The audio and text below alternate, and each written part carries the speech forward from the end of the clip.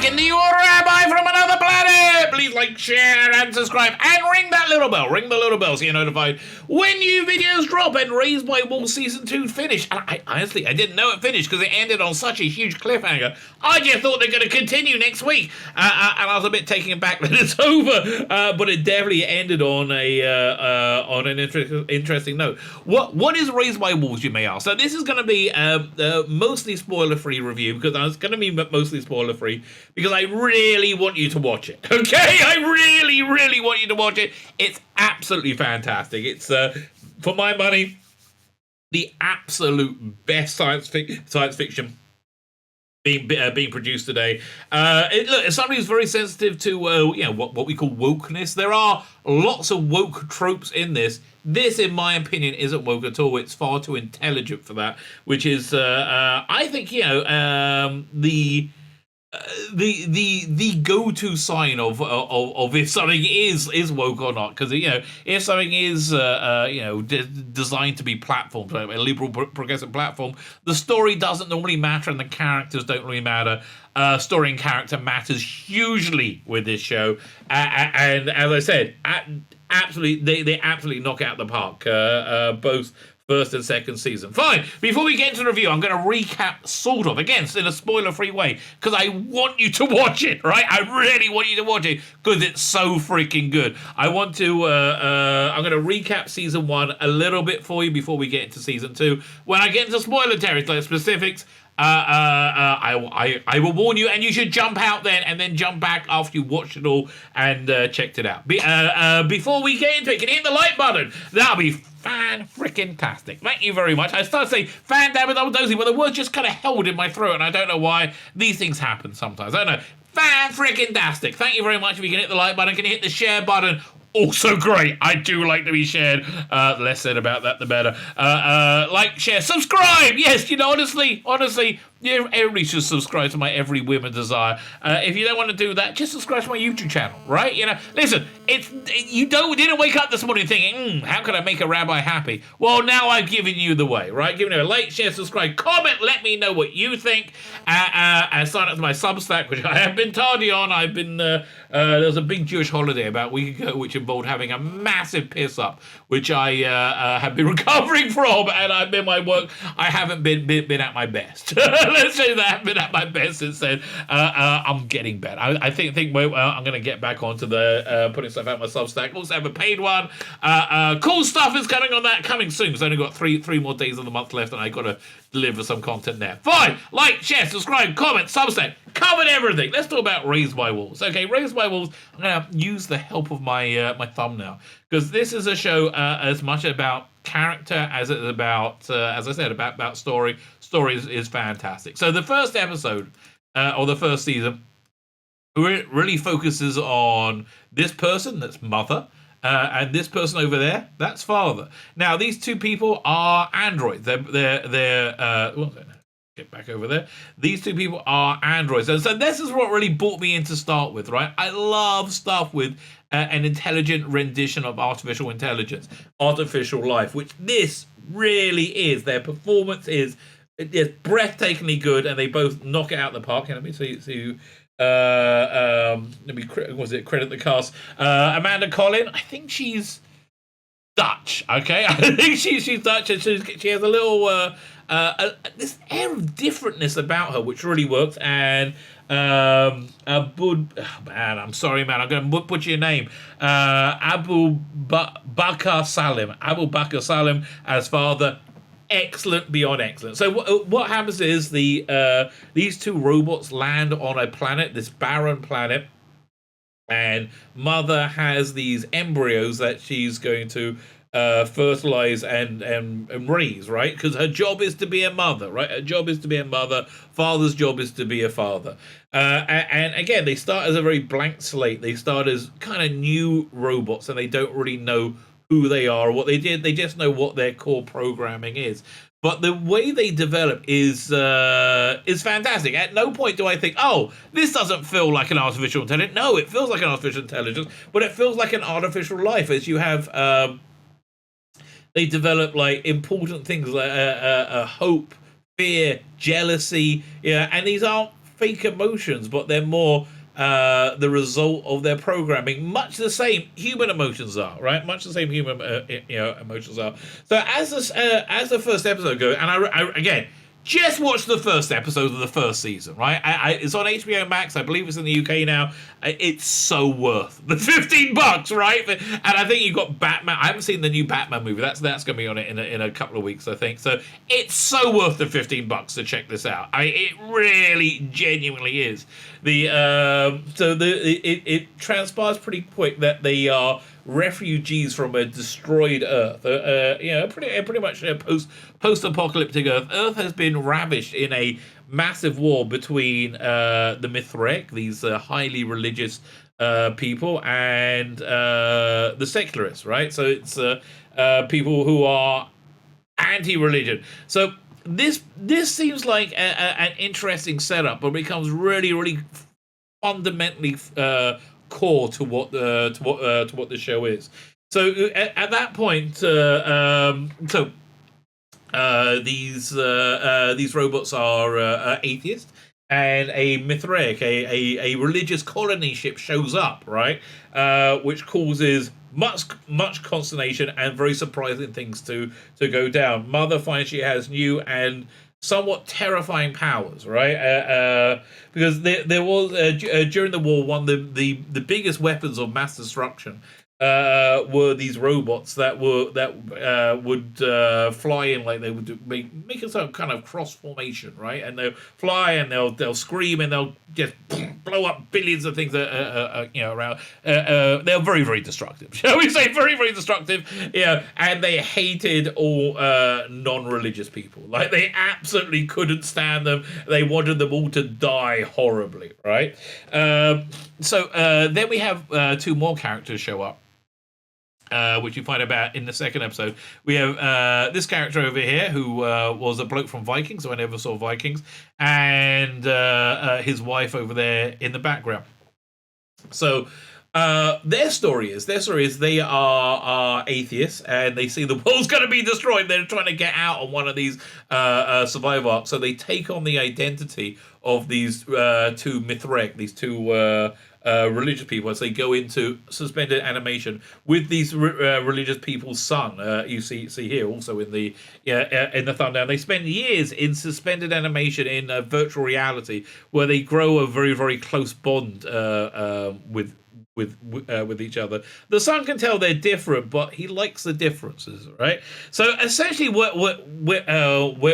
it goes as the series continues, there's a small band of Mithraic people with these people on the planet with them, and most of the children are now being raised by Mother, who's somewhat psychotic, right? Somewhat psychotic and all powerful. The child you see with them there is as Campion. That's her only true, let's say, true child. The rest got the rest did not fare well with the environment. And again, I don't want to spoil what goes down with them.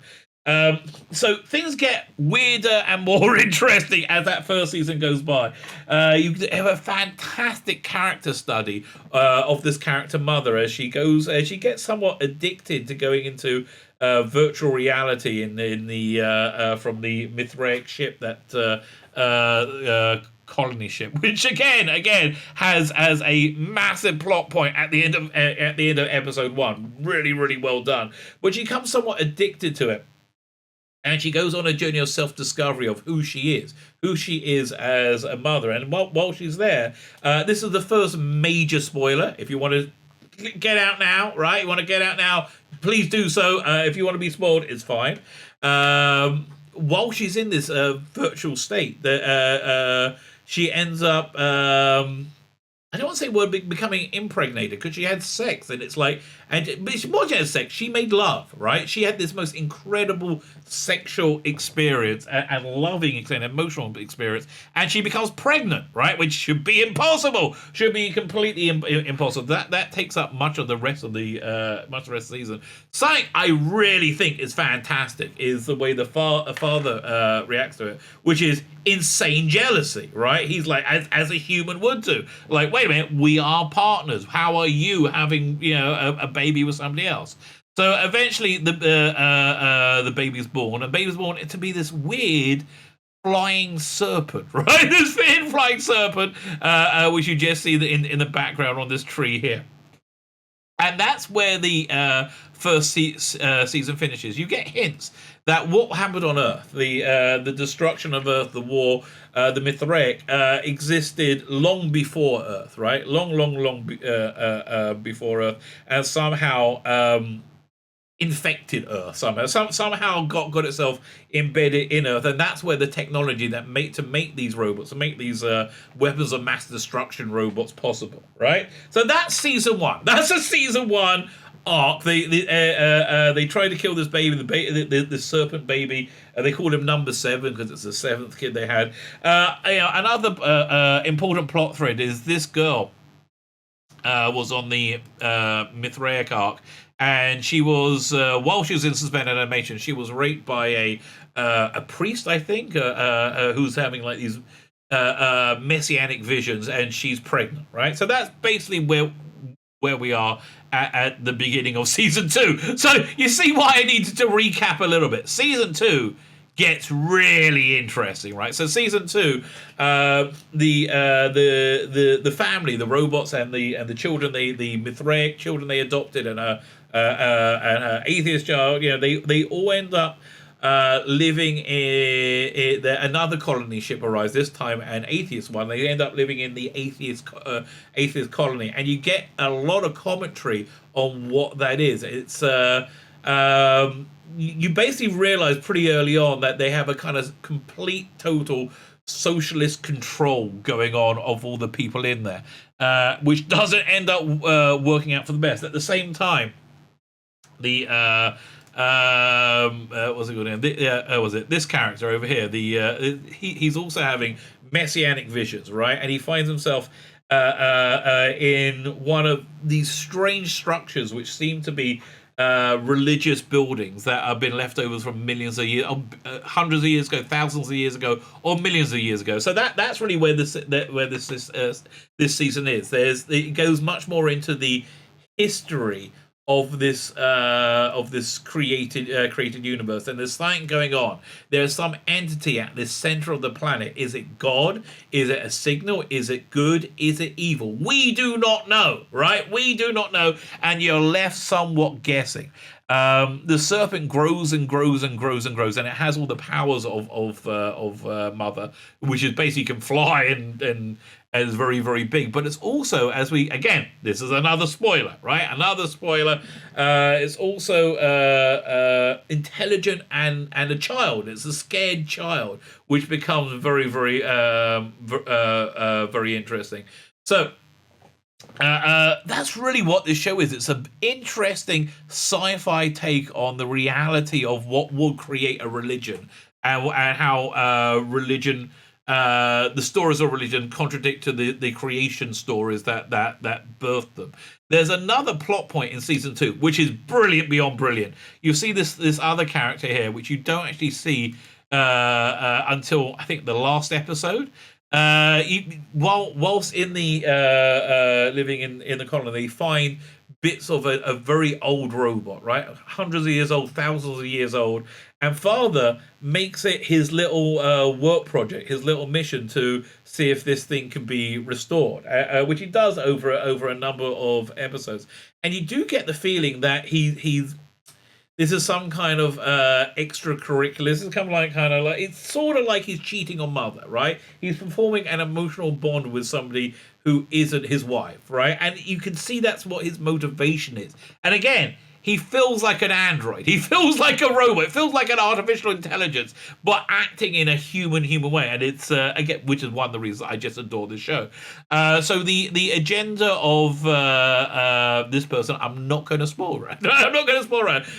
This person has a veil on, and when they're finally like revived and rebuilt, they have this like white fluid that goes inside androids. So he basically takes all the parts and puts it together and covers it with this white fluid, and she regrows. But she's got this veil on, And she starts off, she's speaking ancient, was it Mithraic, the ancient language, and she asks, why don't you have a veil on too, right? So she comes from a different time, a different civilization.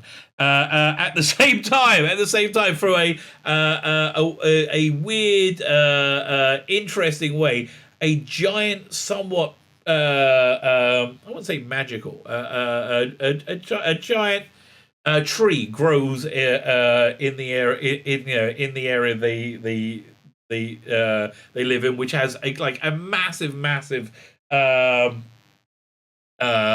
plot point goes around that.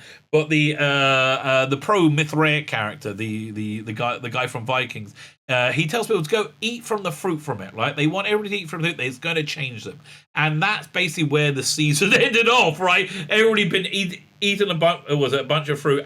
We're interesting, but where the season really ended off is where the serpent and the tree intersect. I'm not going to spoil what happens there, but that massively changes things as well. There's one other plot point that really bears talking about. There are this other life form that lives on this world. They're by an ocean, by a sea, and the sea is corrosive. The sea will kill anybody that goes into it. But it's acid essentially. It's an acid sea, but these things live within it.